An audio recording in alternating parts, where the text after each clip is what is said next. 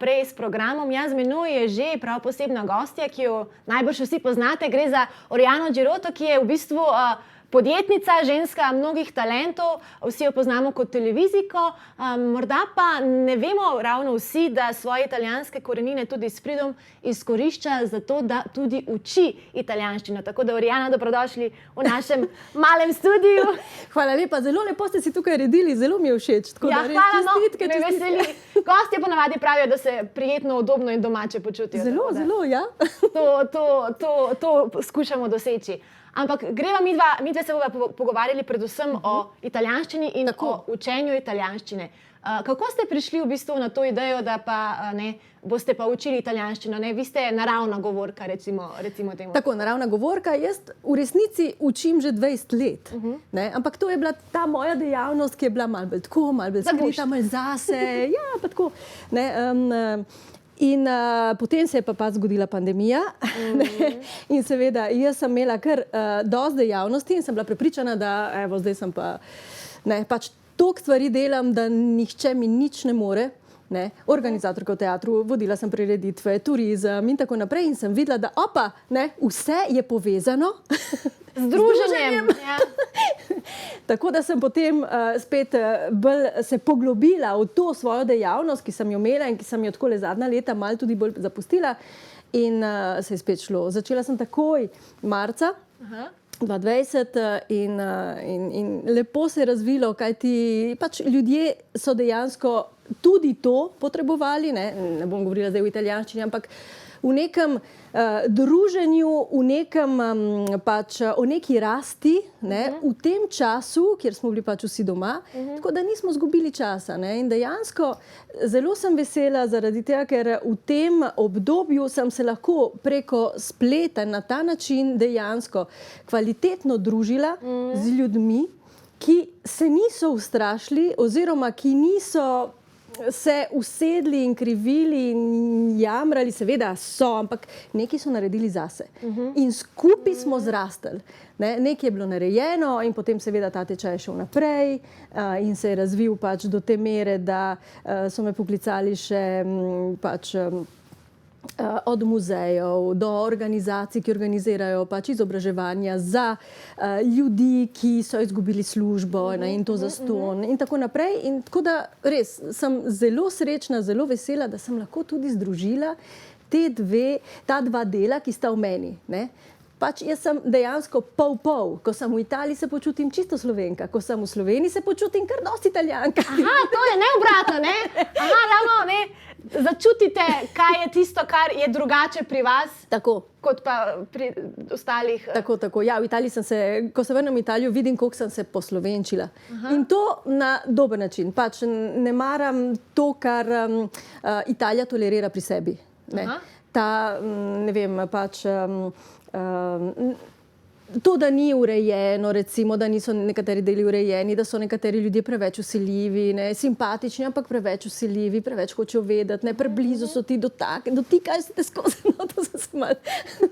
Kaj pa tisto italijansko vas, ki pride v Sloveniji do izraza? No, pač to, da, ne vem, sem mogoče preveč, ampak optimistka. In to vidim, da pač skozi optimizem in to res prav moti me, če nekdo skozi hoče tlačiti in skozi ven potegniti negativne stvari. Ne vem, pač navajena sem misliti, da je vse je za nekaj dobro. In da ne more biti tako katastrofalno, kot nekateri napovedujejo. Ne more biti, pač enostavno gremo naprej in skozi to iti naprej. V bistvu ta miselnost vam v teh časih pride še kako prav in najbrž ste se tudi s pomočjo nje takole vzpostavili ta sistem tudi. Tako, ja, in mogoče tudi ta elastičnost. Aha, to se ne da, v redu, gremo na nekaj drugega. Se bomo že, tudi med potjo, zdaj ne govorim pač v tem primeru. Tukaj sem jaz dobro vedela, kaj delam. In je res moja italijanščina, mislim. Ja, ampak tudi, kar se tiče pač ne samo itak sem naravna govorka. Ne. Prav hočem reči, na določenem nivoju vem, da sem tudi več kot so nekateri Italijani. Tako da res to absolutno pač to svoje znanje gojim in rastem s tem in to je tisto, kar mi zelo, mi zagotavlja tudi neko kvaliteto pri tem učenju. Kako pa se kot naravna govorka v bistvu poistovetite oziroma prelevite v ta nekoga, ki pa se mora italijanščino učiti sistematsko. Kakšen sistem ste vzpostavili? To se pravi, prvo kot prvo se spominjam, kako je bilo, ko sem jaz prišla v Sloveniji. To je zelo pomembno, kajti jaz sem imela seveda neke korenine slovenske, malo sem znala govoriti, ampak recimo, če sem poslušala en dnevnik, nisem razumela, kaj govorijo. Premalo sem znala in tako naprej. Tako da vem točno, kateri so mehanizmi v glavi, kako v bistvu Slovenc obrača in tvori svoje stavke in kako težko je za njega pride do določenih pojmov, ki so pač italijanski pojmi. No, tako, potem pa seveda, najprej prva stvar je treba sprostiti situacijo. Zelo pomembno je, da se ljudje sprostijo. Da niso krčijo. Da niso, In predvsem poskušam tudi memorizacijo določiti tam na uri. Torej, mi se učimo na uro. Večkrat pridejo ljudje, ker so tudi oni pač delovni in podjetniki in tako naprej in mi rečejo, nisem vedel, če se priklopi danes, če prideti pač zaradi tega, ker se nisem imel časa učiti. Ni problema, učimo se tukaj. Da ni ta pritisk, nisem vadil, nisem se učil, nisem treniral. Ni problema, ponavljamo tukaj, delamo tukaj, gremo naprej, gledamo, učimo se stavki, glagoli se ponavljajo in tako naprej. Situacije so take, tudi s temi dokumenti, ki jih dajem, da lažje pride v glavo, pišemo zelo, tako da tisto, kar jaz govorim, čeprav potem pride gradivo, ampak pišite, ker vedno pravim, preko roke gre direktno v glavo in tako naprej, tako da s časom tudi če se ne učijo doma, imajo, nekaj odnesejo, če se pa potem še majčkeno doma učijo, polje pa. Pole pa to, še pika na i in potem odnese še toliko več. Tako. Ste pa prej omenili, ne gre samo za samo učenje italijanščine, ampak za neko kvalitetno druženje tudi. Ali se je zato v teh časih tudi povečalo povpraševanje po učenju tujih jezikov in po vaših tečajih? Po mojih tečajih ampak kakor jaz vem, veliko ljudi, ki imajo pač neko znanje in tukaj recimo tudi glasbeniki, ki zdaj nimajo dela, pa so se odločili, da bojo svoje znanje podali naprej. Ogromno je ljudi, ki v tem trenutku in že prej iščejo po nekem izobraževanju, po nekem druženju tudi na tak način. Recimo, kako je to pomembno. Jaz sem bila ena redkih oseb, ki je zvečer, recimo v času korone in ker smo bili vsi zaprti doma, res prav se veselila, končno sem sama. Ker res, da ni tistega osebnega stika. Ampak stik je in pogovor je in težave so in sočutje moraš imeti. To se pravi energijo, da začutiš drugo osebo. Energija gre vseeno in ti jo črpaš od drugih. Samo fizično. Samo fizično ni, ampak ne jamrati zaradi tega. Pač vzemimo tisto, kar je dano.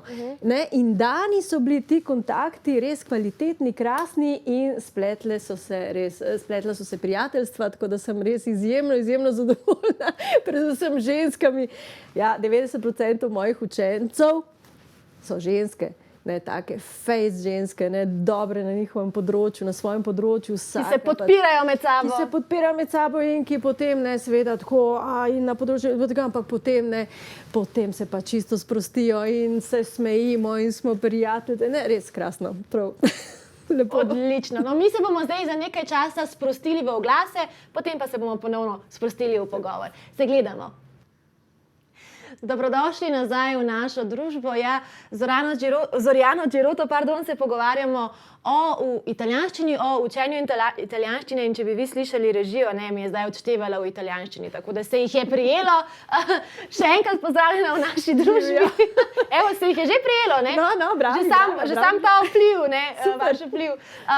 Prej sva v prejšnjem delu pogovora omenili, da v bistvu že 20 let poučujete, ampak da se je zdaj v tem korona času pa to razmahnilo. Kako pa potekajo tečaji v tem času? Najbrž so nadaljavo, ne? Ja, seveda nadaljavo, oziroma začeli smo tudi v živo, smo imeli res krasne predavalnice tam na Špici, pri Bicu, to je bilo res krasno, imeli smo monitorje, vse, potem se je pa seveda to začelo, tako da sem se jaz začela vedno bolj pokrivati skrivati, ne, zaradi tega, ker potem je bila omejitev 10, v redu, 10 nas je, sreča, ni treba nobenega izločiti.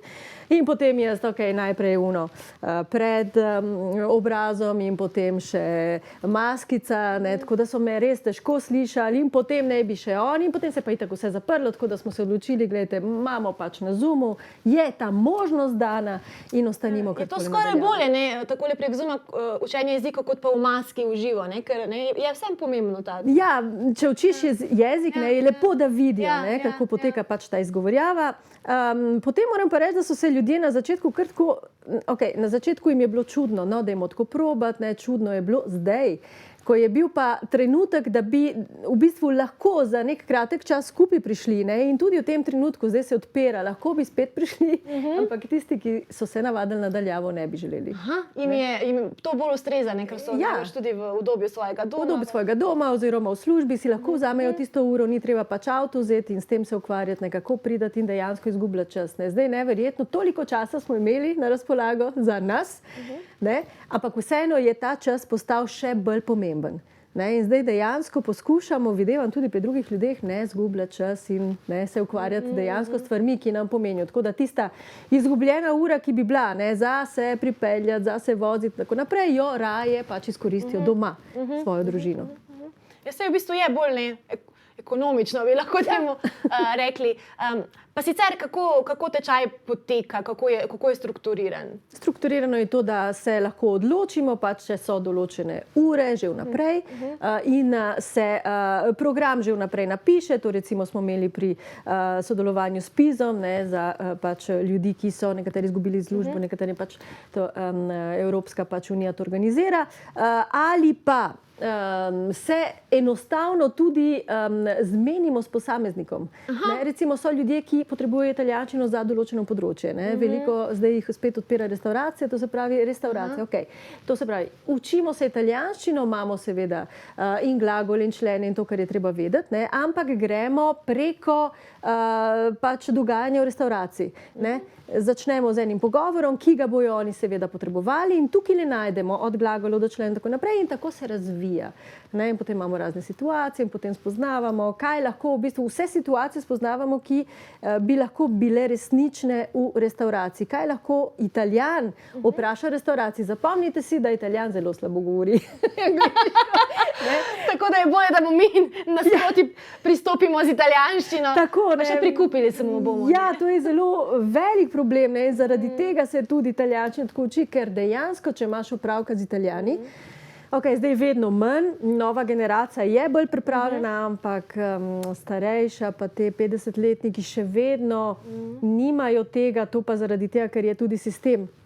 Izobraževalni, ne? Ne izobraževalni, televizija. A ja, sinhronizirajo tako, se. Ja. To se pravi, lahko se učiš dobro angleško govoriti, ampak nikoli ne slišiš angleške besede. Veš, kakšna razlika je tukaj? Ne, pogledamo pač tukaj oddaje, filme, mi vsak dan poslušamo to angleščino in dejansko nam je prišla malo v podzavesti, v krvi jo imamo. V krvi ali španščina, poglejte, ne, gospe, ki gledajo te španske pač nadaljevanke. Znajo špansko, ja. Tako. Kaj pa je v bistvu največji izziv Slovencev pri učenju italijanščine? Kje imajo največ težav, recimo temu? Težav? Pri izgovorjavi ne toliko, pri predlogov. Predlogi, ja seveda, mi tukaj v Sloveniji imamo sklone, ne, to reši situacijo, ne, v Italiji so pa predlogi in zdaj razumeti predlog, ne, ga razumeš zaradi tega, ker ga ima tudi angleščina, ampak italijanščina ima 10-krat več. Tako da zakaj ima hiša recimo ali šola, če grem v hišo ali grem v šolo, imam drugi predlog, kot pa če grem v bolnico, ne, in to se treba vse naučiti na pamet in tukaj, ne. Naučiti se stvar na pamet je tisto, kar je malo. Ja, ker ne pride organsko, ker se je treba dejansko ne usesti, pa cap. Ene stvari se je treba napiti. Sicer jaz vedno pravim, naučimo se najprej govoriti tako, da vas razumejo. Ne? Tako da lahko pojutrišnjem, če bojo odprli Trst 15. maja, zapomnimo si, lahko greste in pejte na aperitiv, ne? Naročite sami, poskusite, vržite se, ne? To sploh ni problem. Ne? Potem ne bomo pa spilili vse. Ne, počasi s časom se pa tudi spili in potem boste pa res taki govorci, da ne bojo ugotovili, ali ste pač Slovenci, ali ste... Da bodo presenečeni, Ja. kaj, niste Italijani? Tako.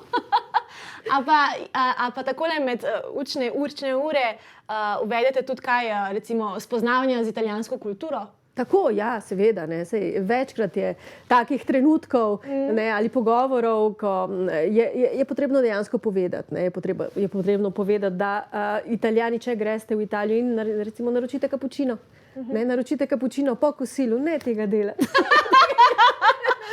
Italijanom se bo milo storilo. Ja, ne, tako vas bojo čudno pogledali.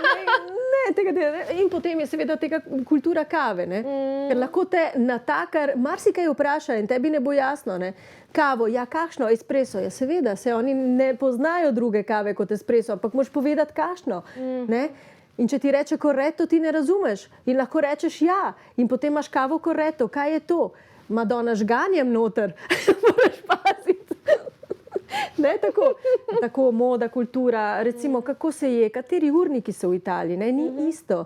Ne. Tukaj smo recimo navajeni iti na opravke, v bistvu vse opraviti, kar imamo, tudi ob enih popoldne. Pazite, tam v Italiji se vse ustavi. Edina odprta stvar ob enih popoldne so restauracije, ki so polne, ki pa potem zaprejo pol 3. Tako da, če želite vse opraviti prej in potem iti jesti, ne. Takrat se gre jesti in potem so opravki na vrsti. Ja, tako. Tako da razne male stvari, podrobnosti, no, tako da na koncu imajo en večji spekter tudi kulture in okusov, ne, umetnosti, ne vem, mode, tako, pač zabavno je. So tako jezikovno kot kulturno obogateni, rečemo. Ja, seveda, moraš malo povedati, kako je, kakšna so tam mesta in kakšno življenje, tako da... Kdo pa so po večini vaši učenci? Ne? Prej ste omenili, da od 90% ženske, so še kakšne druge strukture, v katere bi jih lahko dali? Včasih sem se ukvarjala tudi veliko z otroki, ne? To je bilo zelo fino, predvsem v poletnem času. Ne? Tukaj smo imeli pa res take tečaje, dolge tečaje, saj 5 ur. 5 ur vsak dan, cel teden, to se pravi, prišli so, spoznali so se, igrali so se, ne? In smo imeli tudi tako teme, ne? Gremo pogledati živali v italijanščini. Ostanke Rimljanov v Ljubljani, ne? In tako, je bilo zelo fino.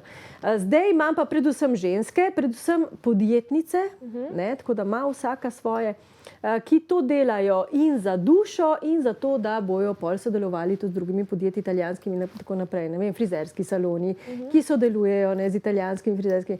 Gostinstvo ogromno, računovodski servisi in tako naprej. Muzeji, ki se ponovno odpirajo in ponovno upajo, da bojo spet ti Italijani prišli. Turisti, da bodo prišli v muzej. Seveda imajo svoje vodnike.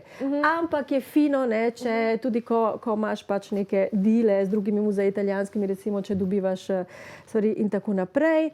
Drugače pa imate tudi, da se še tega dotaknem, ne, veliko stikov s tistimi Italijani, ki pa tukaj bolj stalno živijo. Tako. Ste organizatorka Italijanov v Ljubljani. Tako, ja, nekaj organiziramo skupaj, v bistvu imamo to lepo spletno stran, ne, in tudi na Facebooku in je kar 1200 pisanih. To so ljudje, ki ali tukaj stanujejo, ali so sem prišli, enkrat so se zaljubili, imajo in nameravajo sem priti, ali vsi podjetniki, ki so se odločili pač odpreti podjetja v Sloveniji, torej zaprli so v Italiji ali pa enostavno sodelujejo.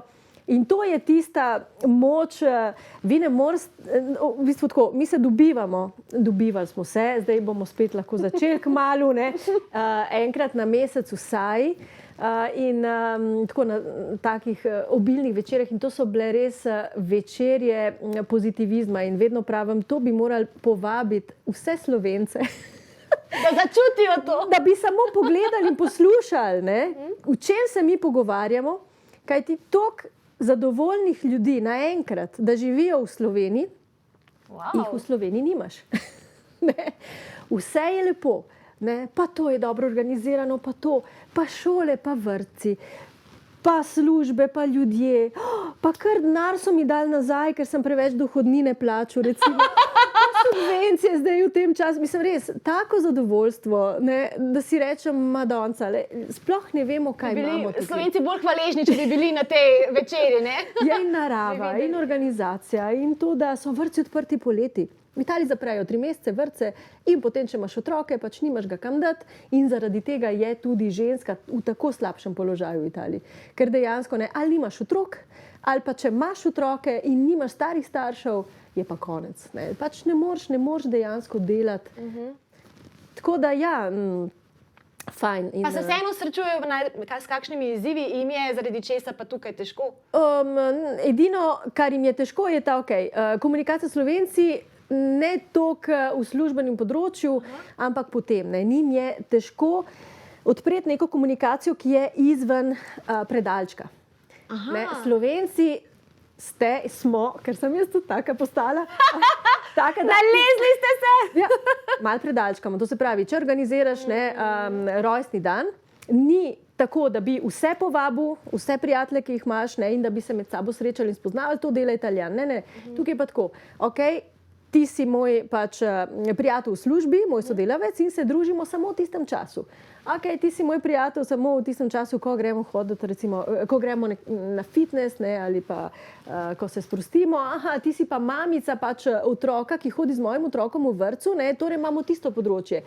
Izven tega področja ven prijeti, kot da večkrat se počutijo malo osamljeni, kaj ti težko je pritegniti kakšnega kolega v službi, da bi se družil tudi potem in da bi k tebi domov prišel, če ni zgodovine za tabo. In oni je seveda nimajo, ker so prišli. Ja, seveda, in ta zgodovina, jaz sem tudi rabila kar 10 let, da sem ustvarila neko zgodovino z določenimi ljudmi in da so me potem imeli za svoje, tudi če se nismo družili vsak dan. To je treba malo. Ja, in tukaj pa oni rabijo našo skupino. In tukaj jih tudi vi razumete, ker ste imeli podobne izkušnje. Kdaj ste vi prišli? Leta 96.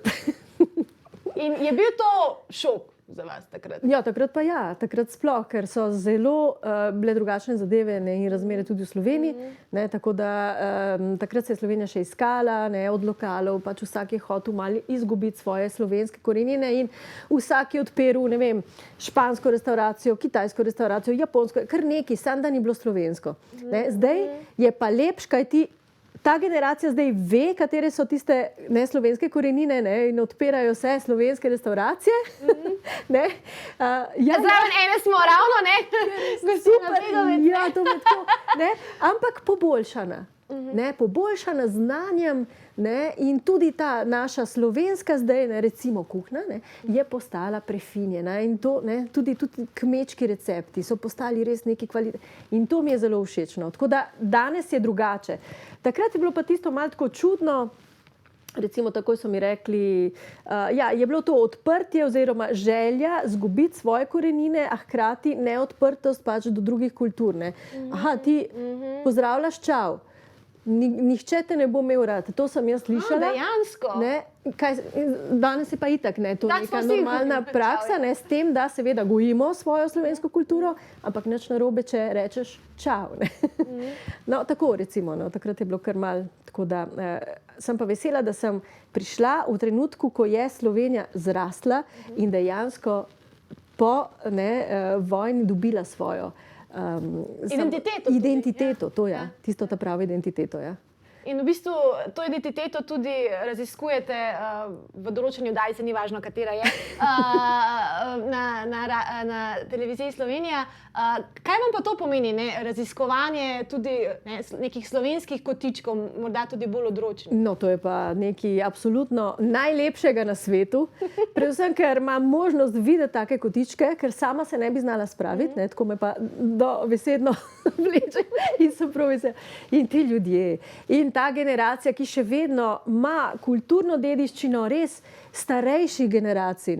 In vedno sprašujem, koliko ljudi, mladih ljudi, se vpiše v ta društvo in dejansko hočejo napredovati s tem in dejansko jih je veliko in te kraji.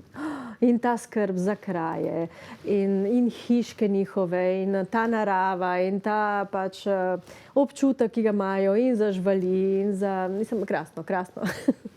Za konec samo morda še, če se odpira kakšen nov tečaj trenutno in kam se lahko gledalci, gledalke prijavijo? Moje tečaje lahko najdejo itak na Facebooku, ne, imam svoj tečaj Italianissima, 4 seje. Tako da sem samo jaz 4 seje. Pa tako drugače me pa najde. Kdor hoče najde.